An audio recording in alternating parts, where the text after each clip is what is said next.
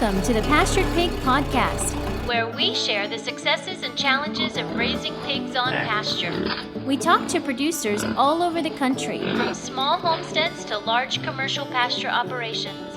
Whether you're new to pastured pigs or have been raising hogs for decades, we hope you hear new ideas and new perspectives on pasturing hogs. Here's your host, Troy McClung. Hello, everybody. Welcome back to another episode of the Pastured Pig Podcast. A little bit of a gap since our last one. We've had a crazy September. Just to give some quick updates, in September we had the Homesteaders of New England Conference.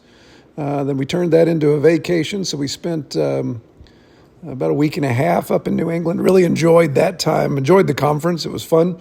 Got to meet a lot of new people. And we came back. We had our second chicken processing to wrap up the year. And then we took our first half of pigs to the processor. So September just went by like a breeze. And here we are already in the 10th of October when I'm recording this bumper. And I am due to get a podcast episode out. And I promise you we're going to get back in line. In fact, I'm going to go ahead and post two. I'm going to post them. I'm going to post the one you're hearing now, of course. And then I'm going to have another one already in the queue for next week. And that's one, it's more timely. We're talking with U.S. Department of Agriculture about African swine fever. So it's timely. It ties in with their campaign they're trying to build awareness of. So look for that next week. But this week, we are going down to Tennessee. And we're going to hang out with Cliff Davis of Pig and Leaf. And Cliff has got a lot of stuff going on, and I really like all the things that he's got. Probably need to even get him back on the podcast at some point and drill down on some of the things that he talks about. But this episode will just be an introduction to his setup, what he's got going on, and then we can go from there in the future. But I'm going to go ahead and get into that interview, and we'll just do some housekeeping on the back end. Today, we're going to zip on down to South Central Tennessee, just south of Nashville, and we're going to visit Pig and Leaf. And the owner of Pig and Leaf is Cliff Davis. So welcome, Cliff. Hello. Thank you. All right. Well, I appreciate you coming on the podcast. And I got to say, I've started snooping around some of your stuff on social media. You've got a lot going on at Pig and Leaf. It makes it sound like you've only got two things down there, a pig and a leaf, but you got way more than that, right? Yeah, we have a whole lot going on. It's been a love-hate relationship, as some of you probably know. Yeah, definitely. So give me that 40,000-foot elevation view of what you've got going on down there. So your setup, size of your farm, how long you've been doing it, that type of thing. Yeah, we have 50 acres that once was clear cut. That we produce vegetables, really high end vegetables like salad crops. That's our cash flow, and then we do flowers and craft materials. Those are all sold at markets, and then we also do woodland pork. So we have a farrow to finish operation, and we also sell breed stock. Oh wow! Okay, so I got to ask you, so you went through the leaf. Sounds like the leaf is kind of bigger than the pig, or the leaf started before the pig in that situation? We've been gardeners for a long time. And then when we first got the land, the regrowth from the clear cut started growing back so quickly that we were out there kind of chopping and dropping and doing things and going, there's just no way. And we quickly realized that we needed some help from animal friends. So we started building chicken tractors and moving those around the landscape to build gardens. And because it just basically wants to be an eastern deciduous forest. Exactly. And so everything it does is wants to go back to that. And then we were trying to establish nut trees and fruit trees, but the regrowth is so fast. We brought in some goats. And then I bought a boar and two gilts from a neighbor down the road. And that was kind of that was the start of the pig. And then we'd always been gardeners. We'd been gardeners for 25 years. So that kind of has always been there, but the pig and leaf part, the leaf was really the market gardening the vegetables, intensive vegetable production, salad crops being the cash flow, pigs being the kind of the love affair that I have with breeding and hogs. And then in so doing, we also stumbled upon my wife absolutely loving flowers. So in so doing, we basically started growing flower crops as well, kind of split the gardens in half. And then the pigs they've kind of been pretty steady for about 14 years. We raise them outdoor in huts that I've designed and built over the last 10 years. And now we're starting to move a little bit indoor with a barn and some shelters, and looking forward to some more barns in the future, but more open, nothing like what people probably think of when you think of barns, just to make management and their life a little better. Yeah, yeah, absolutely. Give them those options type of thing. So more permanent infrastructure in that situation, I guess. All right, so it sounds like you've got a pretty diversified polyculture going on there, which is something that, my goodness, even though this is the Pastured Pig podcast, I think I beat that drum constantly, that taking a farm business, and having just one specific thing is risky. But if you can do a polyculture and have all these different income streams, then you've got some leverage there when the time comes, especially when it's cash flow season. You got to figure That's all very that true. out. Yeah, that was designed to make sure that the vegetables, which are very quick crops, but they make the cash flow. And then, as you know, feed cost and all these things that have to do with hogs, that can bind up a lot of cash pretty quick. So it's just the way we designed the infrastructure of the business. We couldn't really do chickens like everybody else does. It's just moving chickens across our landscape is a nightmare. So we decided for the cash flow, we would end up doing high turnover vegetable crops. Yeah. So let's talk about that a little bit more. So your 50 acres there in Tennessee, is that rolling hills? Is that mountainous? Is that tabletop flat? What are we dealing with down there? It's a finger ridge off of a main ridge. Lots of finger ridges off the main ridge. We have one of the ridges. So we have we have 3 creeks. So 2 on the right side, 2 on the left side, which is north and south, and then 1 on the east side. They kind of all pour into each other. There's 2 springs. The landscape is non-agricultural, so perfect for hogs, honestly. Not the best for vegetables, but we got it that way. And it's chert. If you think of like road base, that's what we have. Which is close to, and then that particular landscape also, it's flat at the top and then drops down. We own the whole ridge, so there's one way in, one way out. But that type of landscape on the ridges turns into concrete basically for the hogs, which makes dry lotting kind of make sense. We do a lot of dry lot, what we call dry lot. That's where our sows are. That makes a lot of sense. There's still tree cover and canopy. And then when we rest those areas, the grasses and everything grow back, of course. But those are pretty consistently dry lotted, and the rock kind of come to the surface, and then you have rock everywhere, of course. Yeah. I find that topography fascinating because it's exactly the opposite of what our area in West Virginia is, because we have ridge lines, but they are usually pretty narrow at top. So everybody lives down in the hollers. They live down in the watersheds, and that's where you do all your work. And rarely do you find people that have access up to ridgetop. I mean, if you want to road to ridgetop, you got to spend a lot of money in building that infrastructure. So we have the exact opposite. That's why we have flooding and runoff issues and stuff, because everything's coming down into our area. Whereas, what I've seen in central Tennessee and in central Kentucky is the same way, that a lot of these finger ridges is really the majority of the surface area where people reside, and they just have these little watersheds or drains, or even I wouldn't call them canyons, but little gullies that they. I've seen a lot of the old farms in central Kentucky where they just that's where they toss a lot of their debris. They just kind of take it over there. That's kind of the old treetops and everything. You just toss them over the little gulch there, and Yep, Interesting. that's exactly the same kind of landscape here. Just have a main ridge with a bunch of fingers off of it, just like your hand. And eastern deciduous forest, mostly oaks. But as the regrowth started happening, we would clear some of the trees out that we wouldn't want, and then we would plant in mulberries and chestnuts, and there's already persimmons, so apples, stuff like that, which I was introduced by a guy named J. Russell Smith, who wrote a book called Tree Crops, A Permanent Agriculture.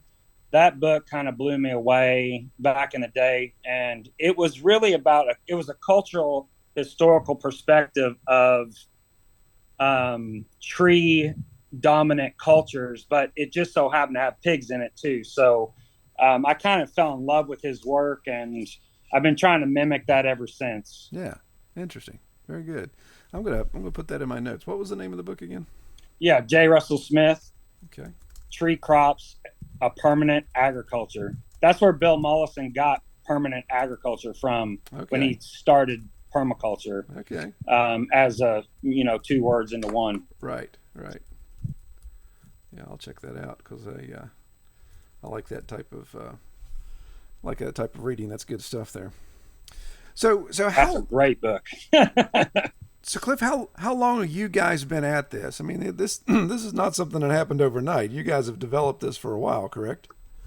Correct. Yeah.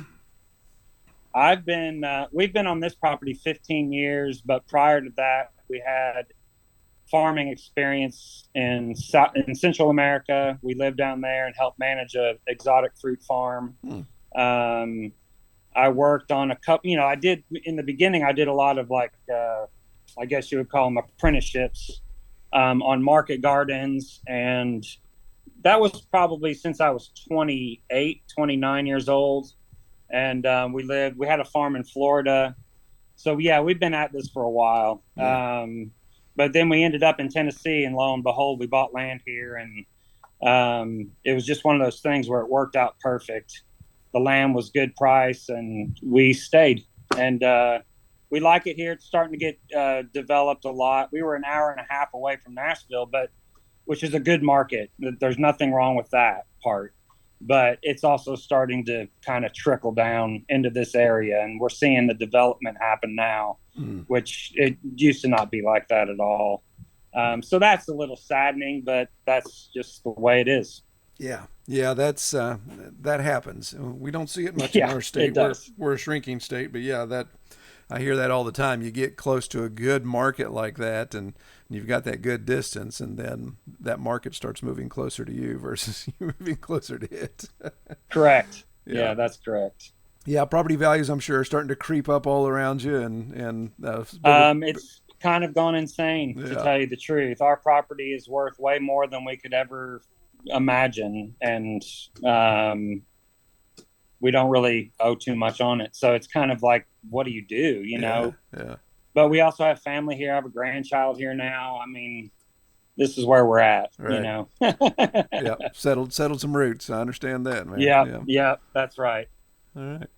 Well, excellent. So let's talk a little bit. I do want to get into some of these other details, and for you guys listening, you'll probably think, hey, wait a minute, Cliff has a lot to talk about here. You're not going to cover all this in one episode. I've already kind of planted a seed in his mind that I'd like to have him back on, because he has a lot of things going on, and there's a bit of drill down opportunity. But we're going to hit kind of the overview stuff, and then I'll expect feedback from you all to let me know, hey, maybe have Cliff back on to talk more about this specific thing. But Cliff, here in a second, I want to get into some of your infrastructure stuff that you've done with your water management and all those type of things. But before we get into that, I would like to talk real quick about your breed stock and kind of your collection of pigs. You said you're farrow to finish. So your collection, how many sows we're talking about, how many boars, do you do AI, do you mix anything in there, and the genetics that you've settled on? Yeah, so I've settled on probably like a lot of people. I've tried a little bit of everything, but I settled on old Durocs and old Chesters. I recently found the Chesters. I got really lucky there. They're not very common. They're very hard to find old Chesters anymore. When I say old, it would be the same idea behind heritage. They just don't have a lot of modern genetics in them. My lines don't have any modern genetics in them. If they do, I bring it in for a specific reason. Yeah, I have anywhere from 15 to 30 sows at a time. When you're breeding and trying to make the breed better, you're bringing in several gilts for replacements. You're using them, but then you're going, no, they didn't work. And you're always trying to better the genetic pool. And that's really just all about the maternal line. It's always about the mother, and always about the mother and the grandmother. So I do some AIing. I have usually anywhere from 15 to 30 sows. And then I have boars. I have anywhere from 3 to 5 boars at a time. I usually do 2 to 3 per 10 sows is how I do it. But that's for a breeder, someone that's breeding breed stock. As a farmer, I just don't really think you would need that. I think that would be possibly a waste of money if you do the numbers and pencil it out. That doesn't make any sense. It makes sense as a breeder, though, selling high quality breed stock to farmers across the Southeast. So I get my money back for those boars being here. But the Chester Whites I got as a maternal breed, and so far so good. I've had the farrowings, and then the Durocs, the old line Durocs we have are from a man named Henry Fudge, who we worked with for a while. And then since then he's gone his way and I've gone my way. But it's an old line that's been line bred for 30 years. So it's very consistent, but it also, you need to cross it out. You need to cross it to something else in order to get the vigor that you need in order to make money. Gotcha. But it's seed stock. That's what's the important part to denote there, is that is seed stock. That is, when they come up with DeKalb corn or Monsanto corn, those are two different seed stocks that are put together. Those are condensed seed stock that come together, produce a plant that produces however many bushels per acre, jaw-dropping numbers. It's the same thing with the pigs. It's the same thing with tomatoes. It's the same thing with everything. We make money on the F1s. Right. We make money on the ones that are the sons and the daughters of those two line-bred herds. Yep. And then I also play around with modern genetics just because I think the muscling and stuff is really important to add to the old lines, just to get them up to weight, because they're a little slower. They're like a heritage breed, a red wattle or any of those old heritage breeds. They take a little longer. They have a little more fat cap. They have much better ruggedness, and they're much more diverse in that how they can live outside than a modern hog. That's an important thing to know, that modern hogs are a lot harder just to throw out in the wood lot and raise out, So we're looking at old line heritage breeds. That's one of the words they use, is old line, meaning that they don't have any modern genetics, and that they're rugged. And that's kind of, I guess that's the most important part, is that's our foundation. Our foundation are those lines. We can play with those as much as we want, but we cannot get rid of them. Yeah. That seed stock is the most important thing we have. And because of the line breeding, because of the inbreeding, because of all those things, it causes, you're going to have less vigor. You're going to have longer grow out. You're going to have reproductive trait problems. It's just because they've been inbred for so long. So you're always trying to find a way out of that in the mix by selecting certain vigorous traits in one and not the other. There's all these things that come to breed stock. Yeah. That's much different than just growing a hog out, taking it to the butcher and eating it. It's just a lot different. Yeah. I can't remember who said it. I remember somebody saying the difference between line breeding and inbreeding is the results. It's true. Line breeding if you get what you wanted. It's inbred if you don't. That's true. That in a lot of respects is true. Yep. And a lot of the time you don't get what you want. But with inbred, line bred hogs, you're always getting a consistent crop. You know what you're going to get.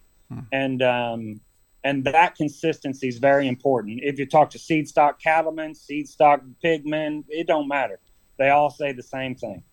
And that's the difference. And we raise those hogs and sell that breed stock to farmers so that they can get. That's why we brought in the Chester White. They're having 12 and 14 weaned.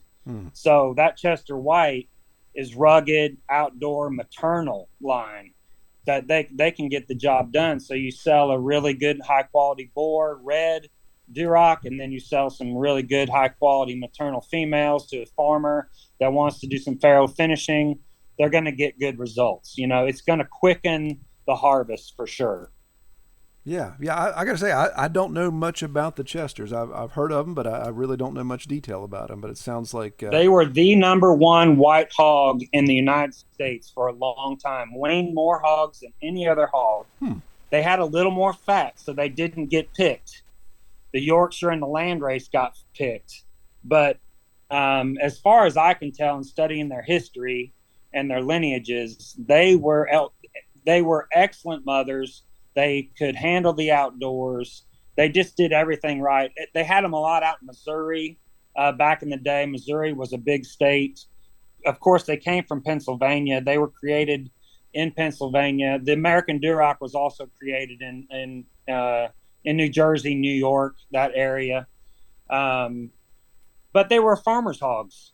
And then they just started line breeding them and made a breed. I mean, that's really what they were. They were farmers' hogs. Yeah.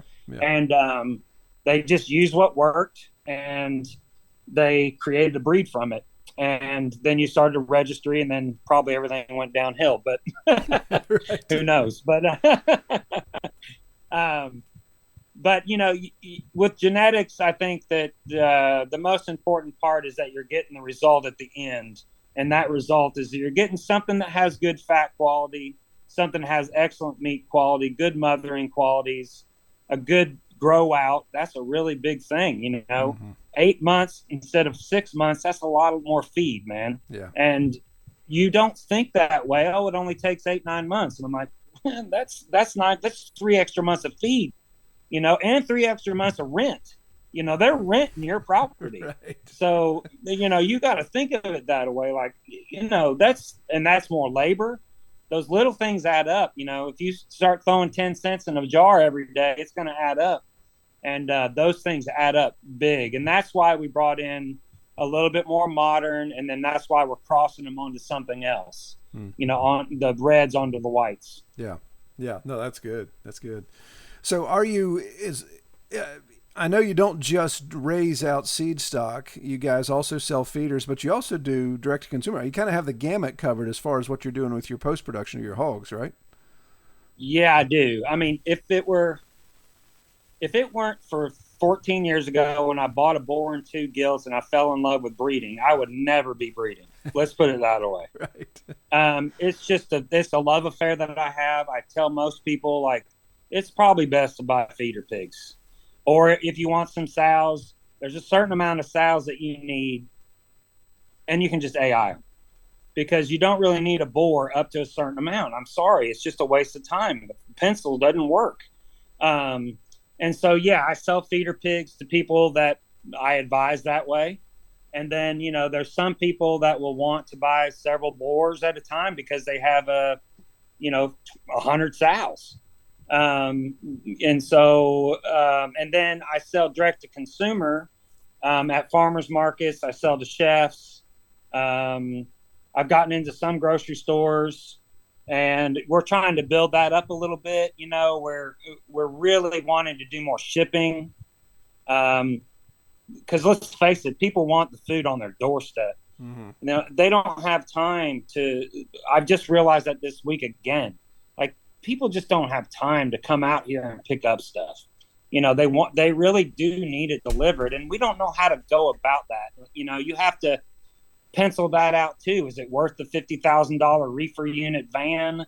Is it better to UPS it to the locals? Or, you have to take your time, don't move quick, and pencil it out, breathe on it a little bit. That's the one thing that I think pigs has taught me, that a lot of patience. They teach, they're an earth animal. They're connected to the earth. And if you want a pig to move fast, you'll learn a quick lesson. So, things just move slow with pigs. And you have to, like when you're even moving a pig, you have to go, okay, I got to move that pig next week. Right. What do Right. I need to set up now to get that pig moved next week? Yep. You're always predetermining every move with hogs, because it's when you try to move them instantaneously, that's when everything seems to go wrong. Yep. Exactly. And it should be like that in business too. I don't want to move too quickly. And so, I've went from almost 30 sows down to 10 last year, because some of the sows sucked, and I just got rid of them and I just kind of started over. Things just are constantly shifting and changing. And it's the same with breed stock. It's the same with feeder pigs. Sometimes I love selling feeder pigs. Sometimes I hate it. It just depends on the customer, on the clientele, and how good you are at getting those pigs ready to be successful. So yeah, we do a little bit of everything. So looking at all of that, and obviously again the diversity there that helps with cash flow and reaching into these markets. And I assume most of your sales markets when it comes to the actual finished product is going into Nashville and in that area, that outlying area. Primarily, we sell to small towns outside of Nashville, where that's kind of where the consolidation of money's at. Is actually not inside Nashville; it's on the outskirts of Nashville, and those are the markets that you can get direct to consumer relations. In Nashville, that's chefs. That's because it's the new LA. I mean, all the top chefs are there, so you're beating down doors and trying to do everything you can to get contracts with these guys, which somebody else already has contracts on. And you're trying to find the new guy, the new chef, the new restaurant, so you can get in there before the other guys are already in there. You have to convince them that, your meat is the best meat. That's a very competitive game in a high connoisseur foodie market. That's a very competitive game.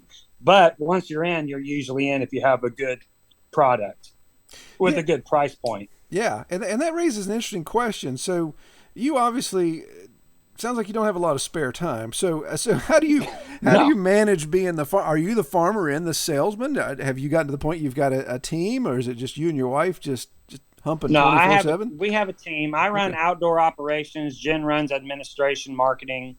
We have a manager that manages the farm, and then we have part-time employees, because employees are only worth about part-time. It's just life's too dynamic nowadays to find someone to work full-time. So we have several part-time people, which actually works really well for us, that come in. But, most of that work is just landscape work, weed eating, flipping beds. That's mostly gardens. The pig stuff is fairly simple. It's a fairly simple system. Most of the work happens whenever you're cutting pigs, weaning pigs, or just loading out a trailer to go somewhere. But it's really not a whole lot of work. I mean, on the pig end, we're not moving things around all the time. They're lots, the hogs, the growers move through the woods. The sows basically stay in gestation lots. The boars are in deep bedded barns, and they come out whenever they're needed. And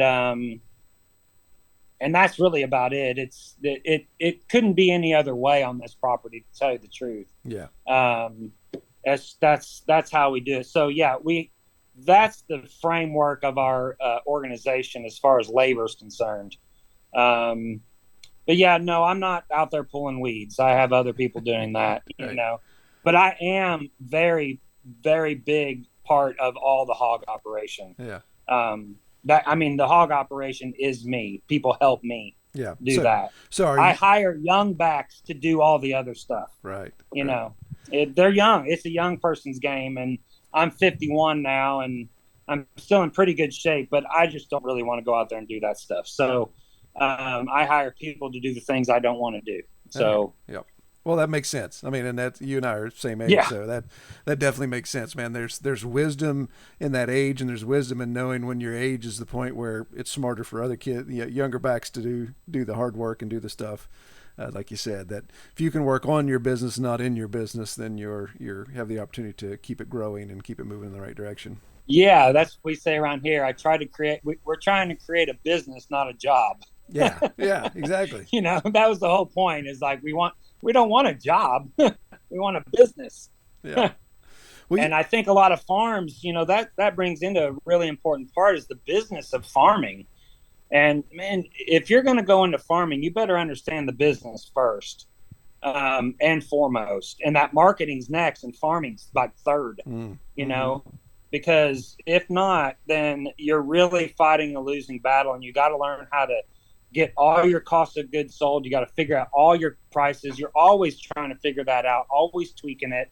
You never know exactly how much average cost of a pound of your product is, but at least you're trying.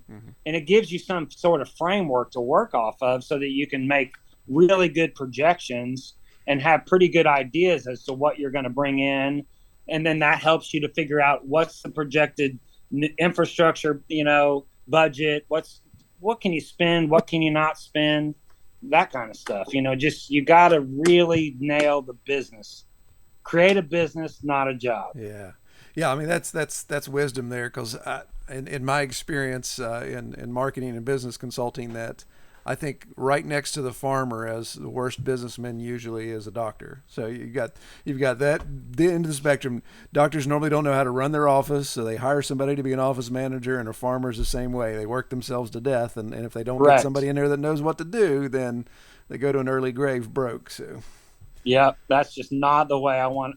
I think that farming, like Joel Salatin and a lot of other people say, we should be getting paid. We should be able to go take a vacation. We should be able to, afford a decent truck at least. Yeah. I mean, we should be able to afford these things. And I think that the missing element there is having the right customer, but also being a businessman, or a businesswoman. That's the key. That's seriously the key. And, yeah, that's kind of where we're at. Yeah, excellent. Well, and some of the stuff that you put in the pre-screening, I want to ask you, because I've also been seeing on social media, you guys are kind of launching some new things as well, but you're moving into some of this high-end charcuterie and even offering some training through that, correct?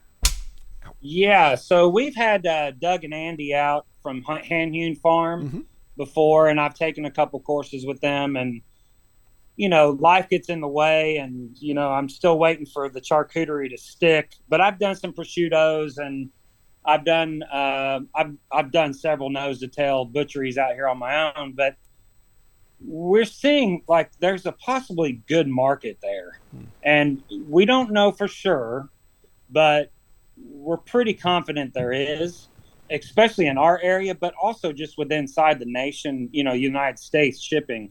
And there's not many people doing it, and the people that are doing it well, and they just started a few years ago, and they're kind of taking the world by storm, and you're like, whoa, that's might be a good area to be in, to kind of look at the marketing of it, do some feasibility studies, which we're doing.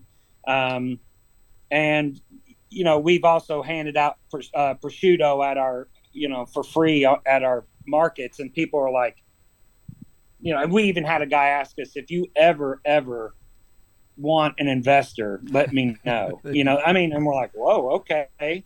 So there's some red flags happening. We're considering moving into those areas, definitely. But the problem is how do you do it? I'm not going to start a slaughterhouse. I'm not going to start, I'm not going to be able to do a kitchen and do all that work myself. How do you do it? And that's the biggest hurdle that I see right now. It's very rare that you have anybody that has the kitchen that's been certified to do those types of cures. Super rare, actually. And the only ones that are available are like Smoking Goose up in Indiana. There's some out west. There's, of course, I think one or two in California, but there's just not many places to go. So the feasibility study would involve that as well. Like, how do you even get this thing off the ground? We know that our prosciutto tastes good, but that really doesn't mean much. You have to find out whether or not it's even feasible to do. and it might not even be worth it. But we are looking into that and doing the studies that are needed, the marketing surveys, the feasibility studies to see if it would be viable. Yeah, that's great. That's the thing. You keep adapting, keep looking, keep growing. There's so much benefit from that. It keeps you sharp, and it just it keeps you engaged in case something comes along that throws you off your course. You got other opportunities. That diversification is really key. Correct. Well, Yeah. well, let Yeah, me. I think adaptation is the key word there. Yeah, exactly. Yeah, I I'm an always. adaptive farmer. Yeah, I always joke. Tell my boys all the time. Think fastball and adjust for the curve. That's the way you go through life. Completely. Yeah. Well, while we got a little more time, I did want to talk about some of the infrastructure improvements you've made and some of the things that you've invested a lot of time and a lot of energy in to make the property as efficient as the property can be, and obviously still additional growth opportunities there. But talk about that for a little bit, if you don't mind. The improvements that you've done, kind of why you've done so much with water management and all the other things you've put in play there. Yeah, so basically the clear cut left it denuded. It looked like the Sahara Desert. It was horrible. And the rain we get here is probably similar to some of the rain events you get. We get these crazy rain events of 18, 20 inches in 24 hours, and we're just watching that happen and going, okay, we really need to consider how to conserve the water that's hitting this landscape in order to combat the erosion, but also to help with fires. We have fires here, then fires go faster up an incline than they do going down an incline. So we're at the top of the ridge.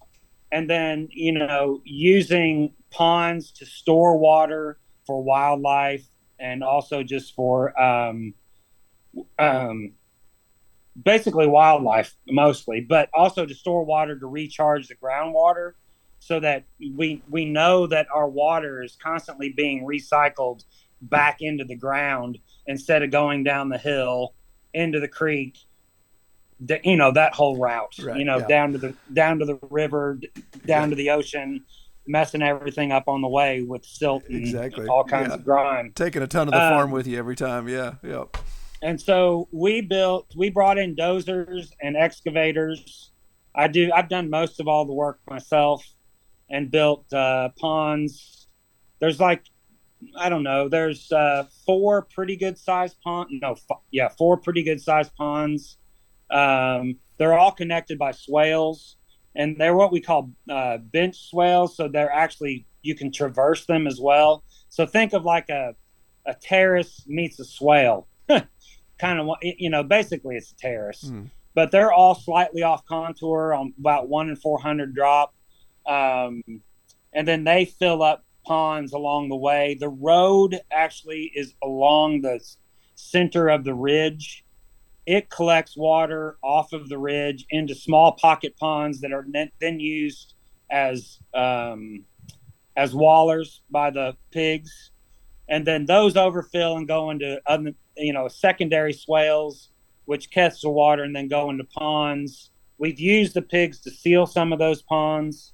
So I think all in all, we have them from I don't know, 20 feet wide, 20 feet around, to 50, 60, 70 feet around, ponds, catch basins. And the idea of the small ones was that it's based on vernal pools, which are in the forest ecosystem. When a tree falls down, it creates a dent in the ground, the root all comes out and there's a hole. Well, those fill up over time with water in the spring rains. Then that brings the amphibians, that brings all the everything that wants to drink out of it. It brings wildlife to those areas, and they're a very important part of the forested ecosystem. And so thinking like an ecosystem, we were thinking, man, we got to protect these waters. We got to make sure they're clean by the time they get down to the springs and the creeks. So we did all that earthworks up front. And now you can't even tell. Most people don't even know they're there. But they do fill up and they still work really well. We have fruit and nut trees planted all along the swales. And those are, once again, some of the trees that I mentioned earlier: pears, plums, peaches. I mean, everything we could get our hands on that I could graft, that I could get seed for, I did it. I learned all that just by doing it. And then the house, the houses and the cabins are all naturally built out of dirt and mud and all that kind of stuff, and round poles. So yeah, it's an interesting landscape. It's really hard to read. Most of the people that come here can't even really tell what's going on, and I would hate to even say, well, actually I could say that my manager probably doesn't know half of what's going on, because it's so dynamic, and we've moved from section to section to section to section. And then we go back to old sections and go, oh yeah, that's right, we planted plums here, I forgot, or oh shoot, I planted apple tree here, I forgot all about that. That happens quite often. Oh, that's great. And it brings me back to moments in the landscape, when the kids were 5 and the landscape was denuded and we're planting all these crazy things. So there's a story just by walking the landscape. It's pretty phenomenal. It's a lot to manage, though. Yes, I'm sure. I've come to learn that over time as well. That when you have acreage, it's tough to keep track of and keep in a certain situation. Like you said, everything on this side of the Mississippi wants to return to deciduous forest, and man, yeah, that really resonates with me, because that seems like that's all I do. I could never, without the help of the pigs and other animals, there's no way in the world I could keep up with what I've cleared, and because it's going to return overnight, it seems like. Yeah, and pigs are, they're the perfect animal for those systems. I mean, if you want to clear land, don't bring in a goat, bring in a pig. Exactly. I mean, they root up the things. The goats are just going to eat the tops and move on. Right. They're going to urinate it, they're going to poop on it, and they're going to eat the tops, and it's going to grow back faster than last year. Just be bushier. A pig will knock it out of the ground. You just throw corn out there, some sour mash feed. Yep. Shoot, they'll take it out of the ground. Yep. They'll clear land. People say that like all the time. Like, I can't believe how clear underneath your woods are. I'm like, yeah, it's the hogs. Yep. They'll make a silvopasture quick. Yep. Let's put it that way. Yep. I've got an It's just they can also do a heck of a lot more damage, right, than you could ever imagine. Right. And it happens. It's a pig farm. Yeah. It's a pig farm. Yeah. So, yeah, and that's the thing. I like what you said about. I mean, goodness, there's so many things to unpack there. But what you said about the slope of the land, there's so much benefit to slope, but obviously there's challenges to slope. There's things you do to try to mitigate issues, but erosion is erosion. Everything's eroding. That's the reason why there's a place called New Orleans, because it's erosion from everything upstream. But yeah, on our slope, we're doing what we can to mitigate that erosion from the pigs, while we do other things. And like you said, the ecosystem building, putting in that water catchment, all that, and bringing those wetland creatures back just totally enhances the land. And I love what you said about charging up the water bank, and that is so huge, especially water is becoming more and more of a hotbed issue, and using some of these old school practices that have been around, well, since God made everything, and these practices have been around. So it's taking advantage of that and saying, hey, we're not only maintaining the water and holding it, so we're keeping it from eroding as it comes ripping down off the mountain, but we're using it to be cleaner water. We're using it for livestock. We're using it just for growing better, flora in the forest. It's incredible. Yeah, I have 50 acres, and within that boundary, I am the steward of, or we are the steward of the land, and especially the water. Yeah. And then without the water, there's really not, I can't really do anything.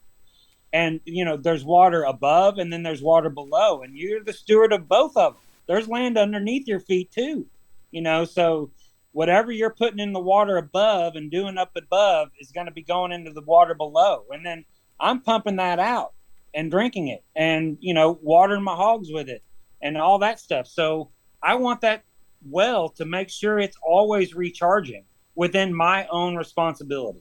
And that's what I steward, and the trees, they're just big things of grass. Let's think of it that way. People talk about pasture and I think that's great, but hogs and trees, man, I mean, that's just the way to go for me. Yeah. I've never, ever seen a better system. Now, if you put them out on grass, they'll eat the heck out of it. Of course they will.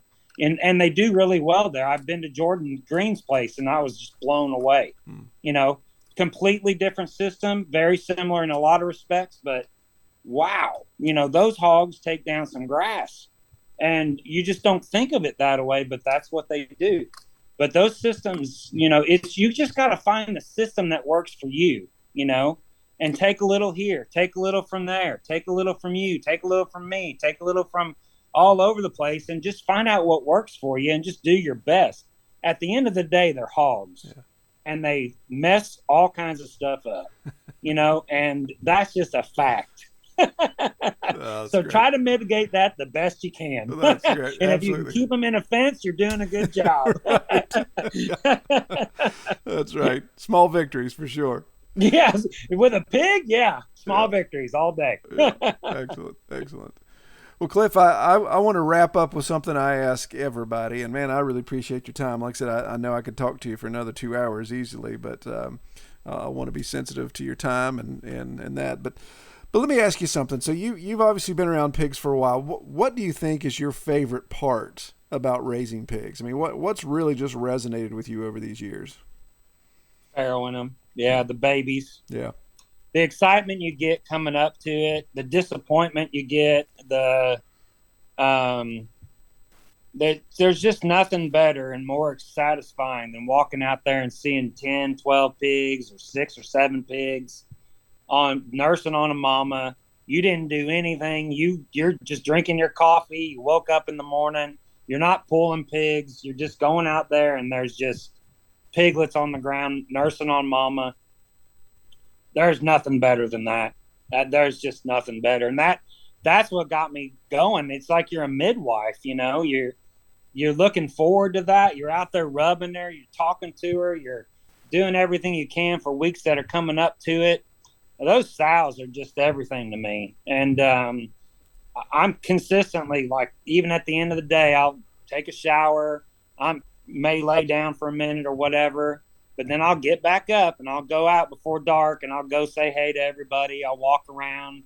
They're that close. And then, when they're coming up to farrowing, those little piglets are so cute.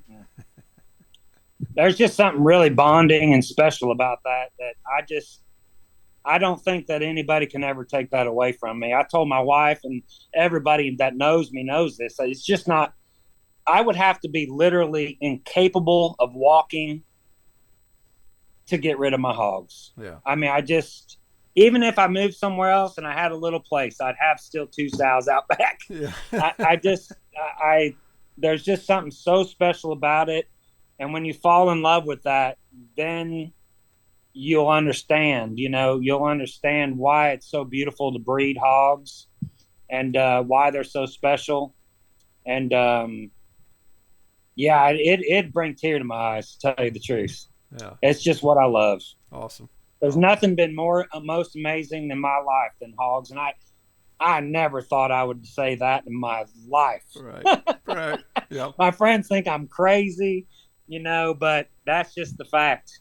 That's it. Yep. I've got several people that call me the crazy hog guy, so I know exactly what you're talking about, man. Yeah. Awesome. Yeah.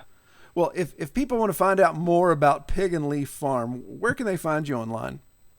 Yeah, so I'm at pigandleaf.com, of course, and then we have at Pig and Leaf on Instagram. We have Pig and Leaf on Facebook. That's about it. We don't have a YouTube channel. We don't have any of that stuff. And then my breeding, I do a lot of my breeding stuff at Davis American Duroc on Instagram and on Facebook. That just tells you what I'm up to, gives you pictures of what I'm doing. It's kind of like a side shoot of Pig and Leaf. I didn't want my pig and leaf. That's kind of curated, that Instagram. That's kind of special pictures, and they look good. And my wife's all into that. It's got to look good. All the outdoors. Right. Yeah. So I don't want it all filled with pigs. I hear it. Yeah. So I have at Davis American Duroc, and and then we're at the Columbia Farmers Market in Columbia, Tennessee, and then we sell. We just sell throughout the whole Nashville, whatever that thing's, metropolitan, or I don't even know what it is anymore. Right. Yeah. Urban sprawl. Yeah. The Nashville overtaken. Yeah. That's great. Well, man, I definitely appreciate you coming on and enjoyed talking with you and look forward to maybe speaking with you again soon. Same here. I'm all down for it. Let's do it. All right. Well, thank you very much, Troy. All right, man. I pray you have a good day. Well, I really appreciate Cliff coming on the podcast. He's got a lot going on. Be sure to check out his social media. He's very active there, posts a lot about his farm and what he's doing with Duroc. Very, very interesting. And I like seeing what he's got going on there. As I mentioned at the beginning, we're probably going to have him back on and drill down on some specific topics. Well, before we wrap up, just wanted to remind you all, we've got our Patreon account.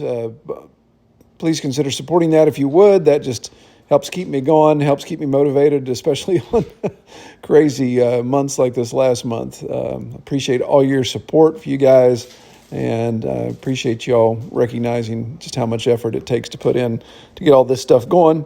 And I'm trying to figure out what's next for the Pastured Pig website. Would love some input from you all and just see what we can do to make that a better resource.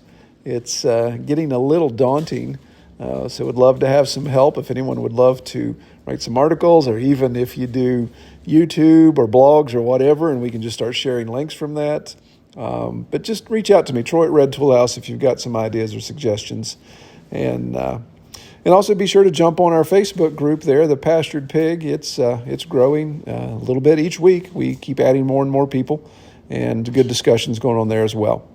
All right, well, I pray everyone have a great week. Y'all take care. We hope you have enjoyed this episode of the Pastured Pig Podcast. To learn more about our podcast, or to submit topics or recommend guests for future episodes, visit redtoolhouse.com.